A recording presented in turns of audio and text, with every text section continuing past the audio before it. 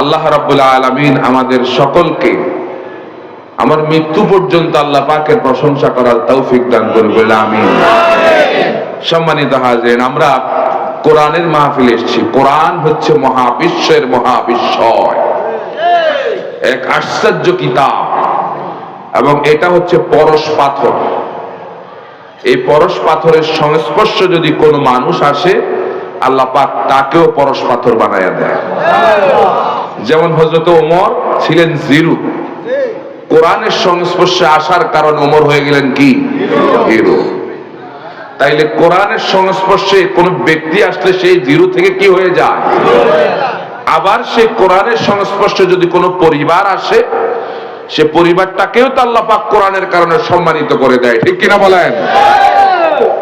আল্লামা লুৎফুর রহমান কোরআনের কারণে তো আল্লাহ পাক তাকে বিশ্বব্যাপী পরিচিত করে দিয়েছে, ঠিক কিনা বলেন? আবার এই কোরআনটা দিয়ে যদি কোনো দেশ চলে, তাহলে সেই দেশের মধ্যে শান্তি দিবেন কে? শান্তি দিবেন কে? সুতরাং আমাদের প্রিয় মাতৃভূমি বাংলাদেশ আল্লাহর কোরআন দিয়ে চলুক, আমরা কি সবাই চাই? কারা কারা চাই? তো হাত দেখা আল্লাহকে।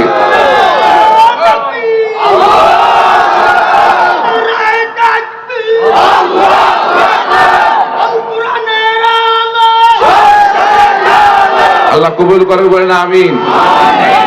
এখন এই যে কথা বললাম, কিছু কিছু মানুষ দূর থেকে এখন শুনে বলছে হুজুর উঠেই রাজনীতি শুরু করছে। কথা বলেন না, এই কোরআনটা কার? আল্লাহর কোরআন দিয়ে দেশ চলুক, এটা আমি বলার পরে কেউ যদি এটাকে রাজনীতি মনে করে, তাহলে এটাই রাজনীতি, ঠিক কিনা বলেন? মুহাম্মদুর রাসূলুল্লাহ সাল্লাল্লাহু আলাইহি সাল্লাম মদিনায় কি কোরআন দিয়ে দেশ চালাইছেন নাকি নিজের মন মতো দেশ চালাইছেন? তাহলে যারা রাসূলকে ভালোবাসবে, যারা ইসলামকে ভালোবাসবে, কোরআন দিয়ে দেশ চলুক, এরা এটা চাওয়া লাগবেই, ঠিক কিনা বলেন? এর কোনো বিকল্প? কারণ 54 বছর আমরা এই দেশে দেখেছি মানুষের বানানো মতবাদ দিয়ে দেশে শান্তি আসে নাই, আসবেও। আল্লাহর কোরআন ছাড়া শান্তি আশা করা, সে কোরআন থেকে কথা শুনবার জন্য এসেছি। কোরআন আমার আপনার ভাগ্যহত করার জন্য কোরআন আসে নাই।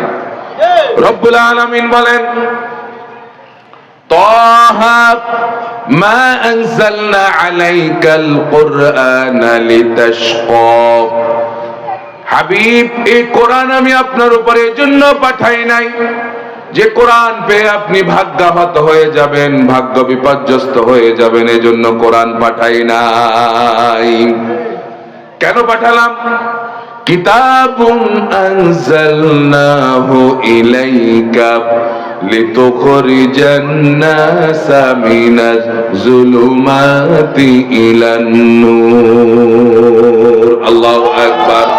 রব্বুল আলামিন বলেন, এই কোরআন আমি আপনার কাছে এজন্য পাঠালাম যে আপনি কোরআন দিয়ে মানুষগুলোকে অন্ধকার থেকে আলোর দিকে নিয়ে আসবেন, এজন্য কোরআন পাঠানো হয়েছে। এবার বলেন, 54 বছর আমরা ছিলাম অন্ধকারে, ঠিক কিনা? এবার কি আলোতে আসতে চাই? চাই। তাহলে কোরআন হলো আলো। কোরআন দিয়ে ব্যক্তি চললে ব্যক্তি সম্মানিত হবে, কোরআন দিয়ে পরিবার চললে পরিবার সম্মানিত হবে, কোরআন দিয়ে দেশ চললে দেশেও শান্তি চলে আসবে ইনশাআল্লাহ। আমরা সবাই চাই। আল্লাহ কবুল করে, বলে আমিন। বলে আমিন।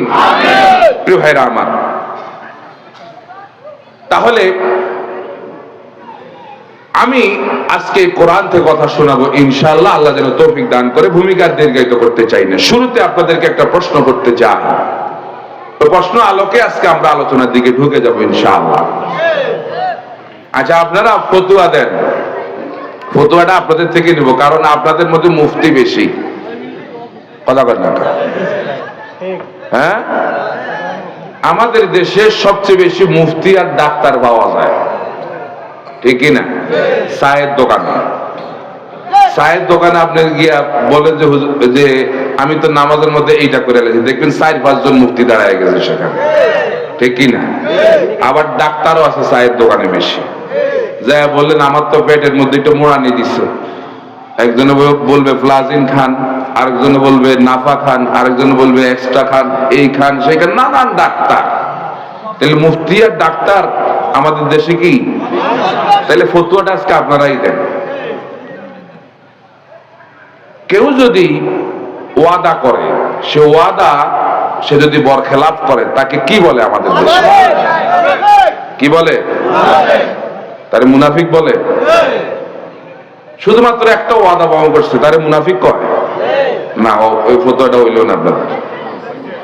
না, মুনাফিক হওয়ার জন্য 4টা আলামত তার মধ্যে থাকা লাগবে। কয়টা? ওয়াইজা ওয়াদা আখলাফা, ওয়াইজা হাদাসা কাযাবা, ওয়াইজা উতুমিনা খানা, ওয়াইজা খাসামা ফাজারা। কথা বললে মিথ্যা বলে, ওয়াদা দিলে ওয়াদা খেলাফ করে, এরপরে আমানত রাখলে আমানত খেয়ানত করে ফেলে, আর কথা বললেই ঝগড়া লাগলে কি দেয়? গালি দেয়। আমি এই সবগুলো মিললেই হলে সে মুনাফিক। কিন্তু সবগুলো তো বলি নাই, বলছি শুধু ওয়াদা যদি খেলাফ করে তাহলে তারে কি কয়?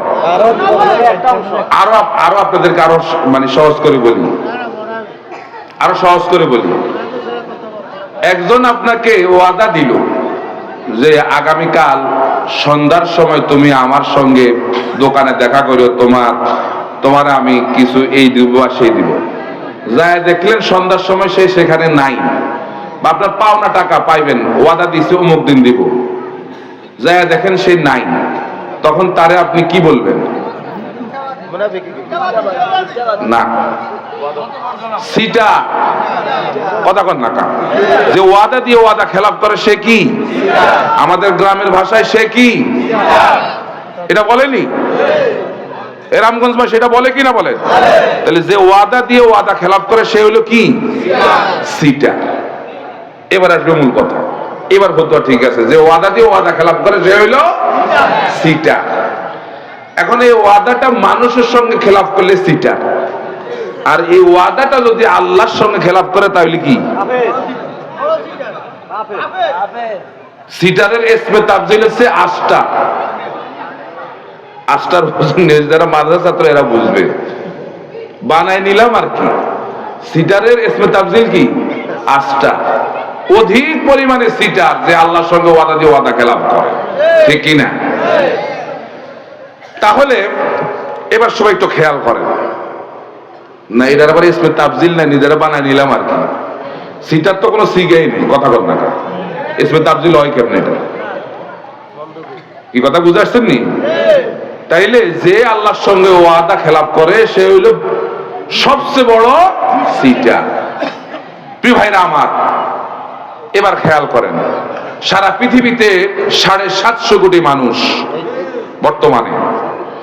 এই 750 কোটি মানুষ আমরা সবাই আলমে আরহায়ের মধ্যে, রুহের জগতে আল্লাহর সঙ্গে একটা ওয়াদা করেছিলাম। মনে আছে না আপনাদের? কি সে ওয়াদা করেছিলাম আল্লাহর সঙ্গে? হ্যাঁ, এইটাই তো জানি। আলাস্তু বিরাব্বিকুম, আল্লাহ আমাদেরকে প্রশ্ন করেছিলেন, আমি কি তোমাদের রব নই? তখন আমরা সকলে সমস্বরে বলেছিলাম কি? কলু বালা। এই কথা তখন কাফের মুশরিকরা বলে নাই, কলু বালা। কথা কয় না? রাম বামারেরা বলে নাই।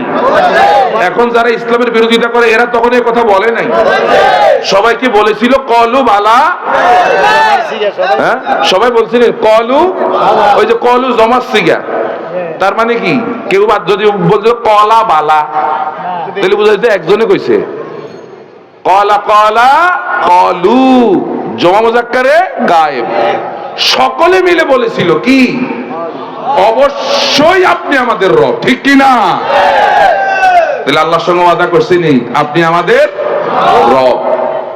এই ওয়াদা করার পর পৃথিবীতে আসার পরে 200 কোটি মুসলমান আর বাকি 550 কোটি কাফের মুশরিক, রাম বা আমার নাস্তিক আর মুরতাদ, ঠিক কিনা বলেন? তাইলে 200 কোটি ওয়াদা কিছু রাখছে, কিছু রাখে নাই, আর বাকি 550 কোটি ওয়াদা রাখে নাই। কথা বলেন না কেন? তাইলে বাকি যে 550 কোটি আছে এরা কোনটা কোন? এবার বড় সিটার কোন না কা? এরা হইলো কি? আর বাকি যে 200 কোটি আছে এর মধ্যে বাংলাদেশে কয় কোটি? 16 কোটি বাংলাদেশে মুসলমান, 18 কোটি মানুষ, এর মধ্যে 16 কোটি হইল কি মুসলমান, 90% মুসলমান। এখন এই 90% মুসলমানের, এবার আপনি নিজে জবাব দেন, 90% মুসলমানের কত ভাগ মুসলমান আল্লাহকে জীবনের সকল ক্ষেত্রে রব হিসাবে মানে? কত ভাগ মানে? সর্বোচ্চ 8-10 ভাগ, ঠিক না? এখন কিন্তু দিন দিন বাড়তেছে, এখন বাড়তেছে, আলহামদুলিল্লাহ কর না। তবে অধিকাংশই জীবনের সকল ক্ষেত্রে আল্লাহর রব মানে না। এবার আসুন, আল্লাহকে রব মানার অর্থ কি? আল্লাহকে রব মানার অর্থ হলো সকল ক্ষেত্রে জীবনের আল্লাহর হুকুম মানা, ঠিক না? আল্লাহর দেওয়া কোরআন অনুযায়ী, শরিয়া অনুযায়ী জীবন পরিচালনা করার অর্থই হচ্ছে আল্লাহকে রব মানা।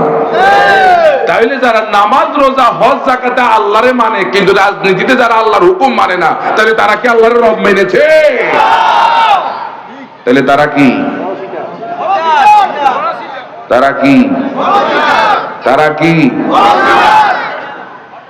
তারা বড় সিটা।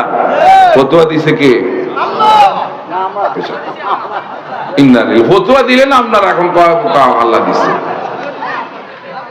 ফতোয়া দিছে কারা? তাইলে যারা জীবনের সকল ক্ষেত্রে আল্লাহকে রব মানতে পারলো না, এরাই হলো বড় সিটার, ঠিক কিনা?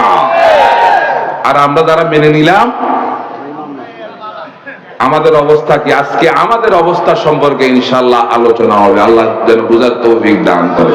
সকলে পড়ি, আউযু বিল্লাহি মিনাশ শাইতানির রাজীম, বিসমিল্লাহির রাহমানির রাহিম। إن الذين قالوا ربنا الله ثم استقاموا تتنزل عليهم الملائكة ألا تخافوا ولا تحزنوا وأبشروا بالجنة التي كنتم توعدون نحن أولياؤكم في الحياة الدنيا وفي الآخرة ولكم فيها ما تشتهي أنفسكم ولكم فيها ما تدعون نزلا من غفور رحيم صدق الله العظيم। সূরা হামিম আস-সাজদা কোরআনুল কারীমের 41 নম্বর সূরা। এই সূরায় আল্লাহ সুবহানাহু ওয়া তাআলা আয়াত দিয়েছেন 54টি। বিপুল সংখ্যক মুফাসসিরিনে কেরাম এই সূরাটিকে মাক্কি সূরা হিসেবে গণনা করেছেন। এই সূরার আরেকটা নাম আছে সূরাতু ফুসসিলাত। আমরা আজকে যে সূরা থেকে কথা শুনবো সেই সূরার নাম সূরা হামিম আস-সাজদা বা সূরা ফুসসিলাত। সকলে একটু বলেন তো সূরার নাম কি? একটাই বলেন, হামিম আস-সাজদা।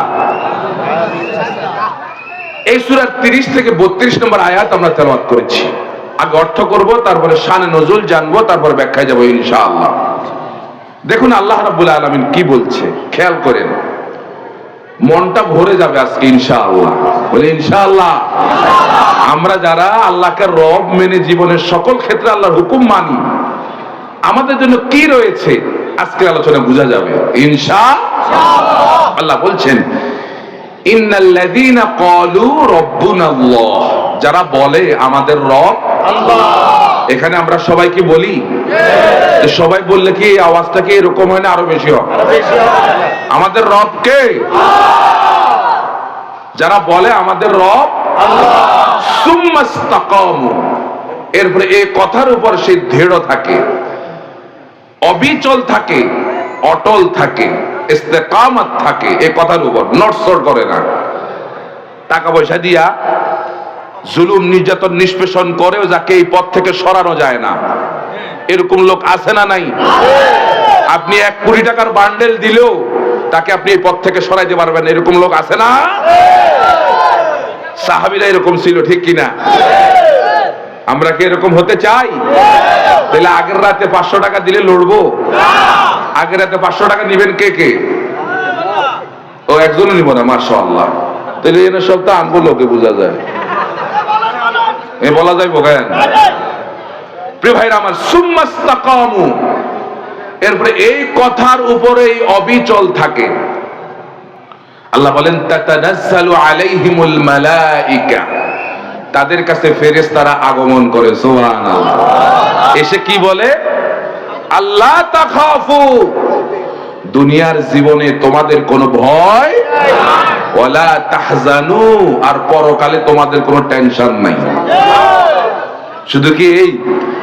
এরপরের কথা, ওয়া আবশিরু বিল জান্নাহ, তোমরা জান্নাতের সুসংবাদ গ্রহণ করো।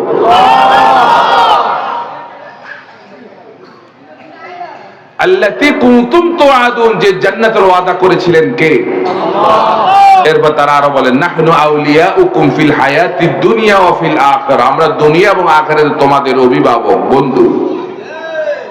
ওয়ালাকুম ফিহা মা তাশতাহি আনফুসুকুম ওয়ালাকুম ফিহা মা তাদউন, সেখানে তোমরা যা চাবে তাই তোমরা সেখানে পেয়ে যাবে। সুবহানাল্লাহ।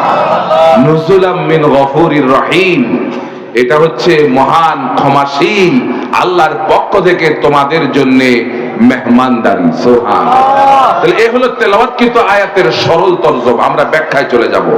ব্যাখ্যায় যাওয়ার আগে কোন আয়াত বুঝতে হলে তার শানে নুজুল জানা লাগে। আরবিতে বলে শানে নুজুল, ইংরেজিতে বলে ব্যাকগ্রাউন্ড, বাংলায় বলে প্রেক্ষাপট। তাহলে এই আয়াতের শানে নুজুল হচ্ছে বিশ্বনবী মুহাম্মদুর রাসূলুল্লাহ সাল্লাল্লাহু আলাইহি ওয়াসাল্লাম মক্কায় যখন দাওয়াত দেওয়া শুরু করলেন কোরআন নাজিল হওয়ার পর, যে মুহাম্মদ সাল্লাল্লাহু আলাইহি সাল্লাম 40 বছর পর্যন্ত তাদের কাছে আল আমিন উপাধি পাইছে। আজকে আর তারা রাসূলকে আগের মতো আর ভালো জানে না, আজকে আর আল আমিন বলে না। কারণ তারা বুঝতে পেরেছে যে মুহাম্মদকে যদি আমরা এখন মেনে নেই তাহলে আমাদের আর চেয়ার, আমাদের আর ক্ষমতা থাকে না। এই জন্য তারা আলেম ওলামা হুজুরদেরকে মসজিদে আর মাদ্রাসায় চায়, কিন্তু আলেম ওলামারা সমাজে আসুক, রাষ্ট্রীয় ক্ষমতায় আসুক, এরা এটা চায় না। ঠিক কিনা বলেন? কারণ এরাও জানে যে আলেম ওলামারা জায়গা মতো বসতে পারলে বড় বড় বোতল আর খাওয়া যাবে না, মানুষের হক নষ্ট করা যাবে না। ঠিক কিনা? হ্যাঁ,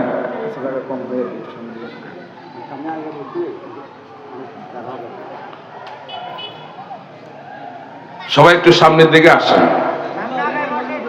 সামনের দিকে আসেন ইনশাআল্লাহ। পিছনে মানুষ বাইরে দাঁড়ায় আছে, তারা যেন বসতে পারে। জায়গাটা একবারে ছোট হয়ে গেছে আজকের মাহফিলের তুলনায়। তাহলে একটু সবাই সামনের দিকে আসেন। লা ইলাহা ইল্লাল্লাহ। এক ভাইকে বসতে দিলে আপনি মাহফিলে বসে যে সওয়াব পাবেন, ওই ভাইকে বসতে দেওয়ার কারণে আপনি ডাবল সওয়াব পাবেন। এই জন্য সামনে সবাই সামনে চলে আসেন, সবাই সামনে চলে আসেন, পিছনের জায়গা করে দেন।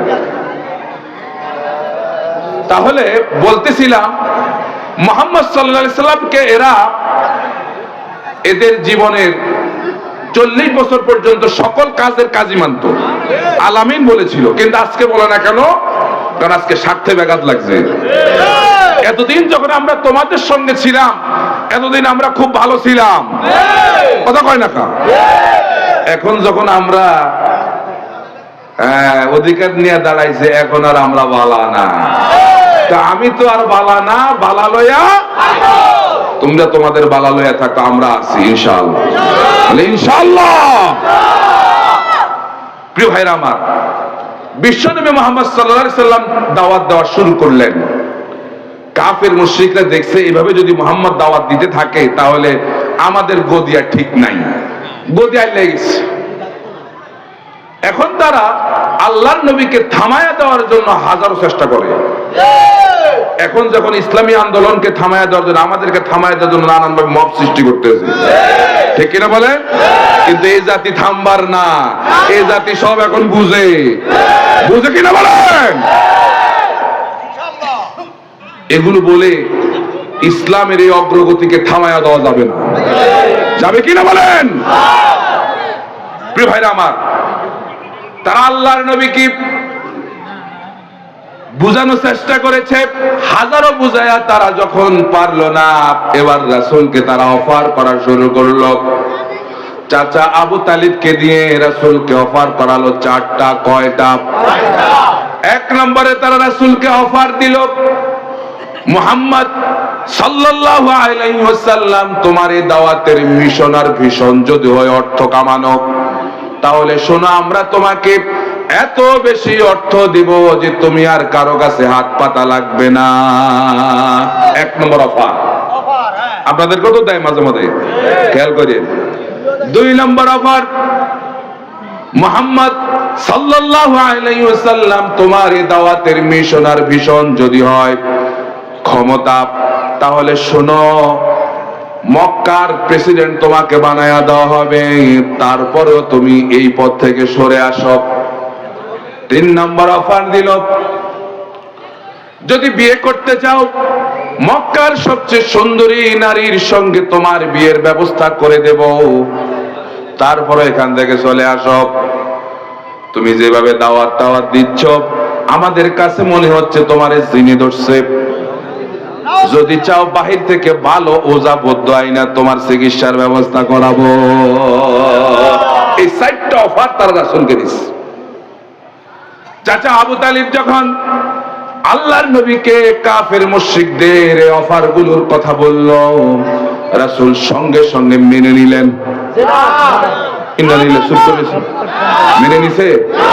মেনে নিছে। তো খেয়াল করেন, এই অফার গুলো চিরকালের জন্য সেরা অফার। কি? অর্থ, ক্ষমতা আর নারী। এটা সব যুগের সেরা অফার কিনা বলেন? এই অফার যদি এখন আমাদেরকে দেওয়া হয়, কে কে মেনে নেবেন? হাত উঠান। যে তোমার অফার দিলাম, আগামীকাল থেকে ইসলামী আন্দোলন থেকে সরে যাও, আমাদের সঙ্গে আসো। কথা বলেন, অফার যদি দেয়, কে কে এগ্রি করবেন, রাজি আছেন? বিশ্ব নবী কি রাজি হয়েছিল? আল্লাহর নবী বলেছিলেন, চাচাজি, এগুলো তো তারা আমাকে দিতে পারবে, যেগুলো পারবে না, ওই যে আকাশের চাঁদটা তারা যদি আমার বাঁ হাতে এনে দেয়, আকাশের সূর্যটা তারা যদি আমার ডান হাতে এনে দেয়, এত কিছুর বিনিময়ে এই পথ থেকে আমি এক চুল পরিমাণ সরে যাব না।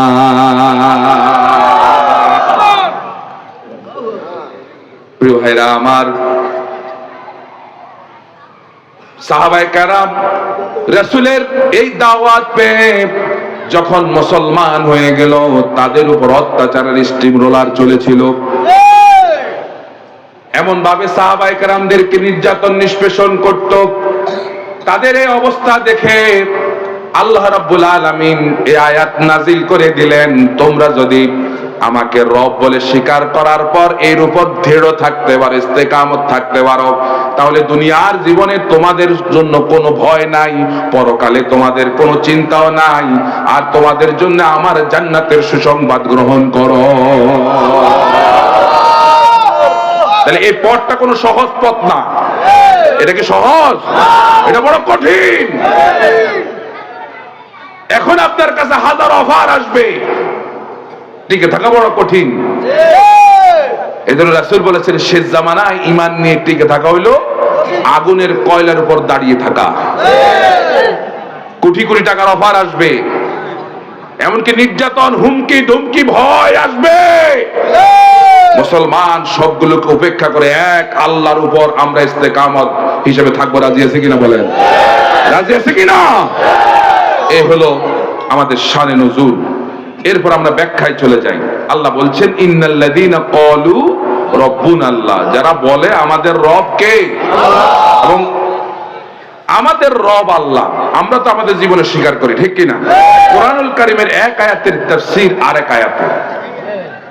এই জন্য কোরআনের শ্রেষ্ঠ তাফসীর হচ্ছে কোরআন দিয়ে কোরআনের ব্যাখ্যা করা। আল কোরআন বিল কোরআন।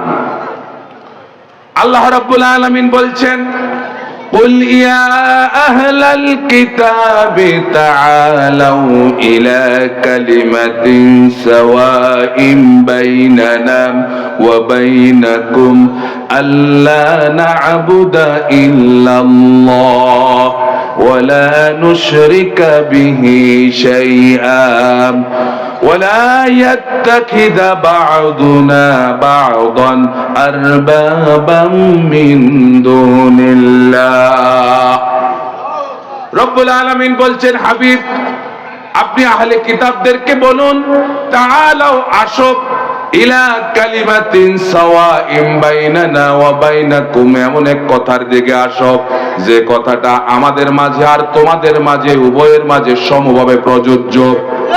কথাটা হলো এই, আল্লাহ না'বুদা ইল্লাল্লাহ, যে আমরা আল্লাহ ছাড়া আর কারো ইবাদত বন্দেগী আমরা করব না।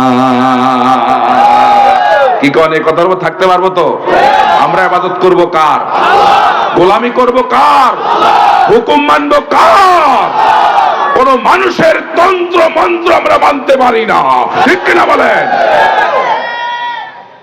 কোন মানুষের গোলামি আমরা করতে পারি না, কারণ আমরা আল্লাহকে রব মানি। এখানে যারা আছে সবাইকে আল্লাহকে রব মানি, আমরা বিশ্বাস করি। তাহলে গোলামি করব কার? ওয়ালা নুশরিকা বিহি শাইআ, আর আমরা আল্লাহর সঙ্গে কাউকে আমরা শরীক স্থাপন করব না। আমরা কি শরীক শিরক করি কিনা? করি কিনা বলেন? কপালে টিপ লাগাইনি? রামগঞ্জবাসী কপালে টিপ লাগাই কেন? লাগায় ওই নজর লাগবো, এই জন্য টিপ লাগায়। এবার কোন এই টিপে বুঝি তার নজর থেকে বাঁচাইতে পারবো? তো এই শিরক, এগুলো হলো শিরকে আসগার, এগুলো করি কিনা? আমরা করি। অথচ আল্লাহকে রব মানলে এই কপালে টিপ দিতে পারবেন না, ঠিক কিনা বলেন? আপনাদের দেশে এরকম এই রামগঞ্জে আসেনি? ওই যে গাছের মধ্যে ফল ধরে, পাশে একটা জুতা লটকে বা ঝাড়ু লটকে, এরকম আসেনি? কথা কেন লটকাইছো? কোন নজর যেন না লাগে। এবার কোন আল্লাহ বাঁচাইতে পারে না? ওই যে জুতার ফিসা বলে নজর থেকে বাঁচাইবো? কথা কেন? তাহলে বিশ্বাস গেছে কোনটার উপর? জুতার ফিসার উপর। কথা কন না কা? এরপরে ছোট্টবেলায় দাঁত যখন উঠা শুরু করছে, তখন পুকুরের পাড়ে গিয়া ইঁদুরের কাছে দাঁত চাইছেন। কে কে হাত ওঠান? ইঁদুর মামা, ইঁদুর মামা আমার চিকন দাঁত নিয়ে, তোমার কি আমার মোটা দাঁত নিয়ে চিকন দাঁত দাও। কে কে চাইছেন? হাত ওঠান, অসুবিধা নেই। কে কে চাইছেন? ওই তো অনেকে চাইছে, দেখছেন নি? ইঁদুর মামাকে দাঁত দিছিল? কতক্ষণ দিছিল? জীবনও কি দিতে পারবো?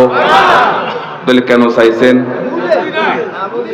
না বুঝে শিরক করছেন। আজ জীবনে করবেন? আর করবেন? অর্থাৎ আমি রব মানি কারে? যা কিছু দরকার চাইবো কার কাছে? আমার যা দরকার সব চাইবো কার কাছে? আর তুমি চাও ভারতের কাছে ক্ষমতা, ঠিক কিনা? আমরা ক্ষমতা চাই কার কাছে? আমার রাসূল ক্ষমতা চেয়েছেন কার কাছে?